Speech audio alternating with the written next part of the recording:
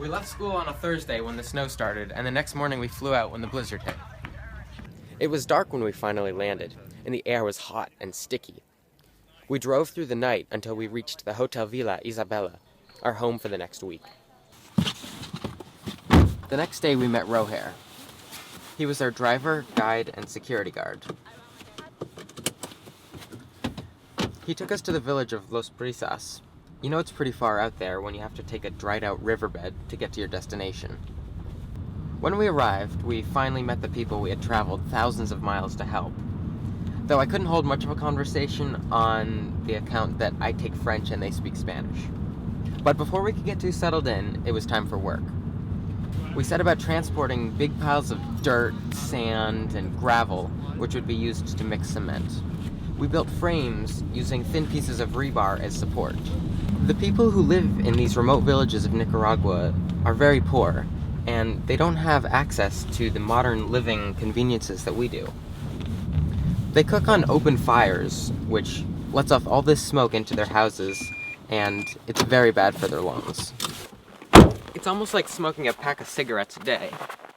It leads to more deaths a year than are caused by malaria. The worst part is, it's the mothers, young children, and elders who stay at home during the day while the meals are being cooked, so they're the ones that make up most of the casualties. Now, for the past year, our Interact Club out here in little old Vermont has been raising money to travel to Nicaragua and build stoves that would vent out this smoke and save lives. We believe if you want to make a change, you can't just write a check and hope that your money gets used in a positive way. To make a real difference, you have to do the work yourself and see the change with your own eyes. So, as we carried wheelbarrow after wheelbarrow, we knew that the more we sweat and the more we ached, the more lives we would save. The next day, it was back down the riverbed to our friends in Los Brisas for more work. That afternoon, I was able to visit some families who would be receiving the stoves. It was pretty rough.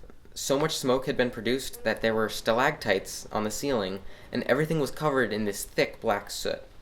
Knowing that that's what the inside of these people's lungs probably looked like was all the motivation I needed to keep going.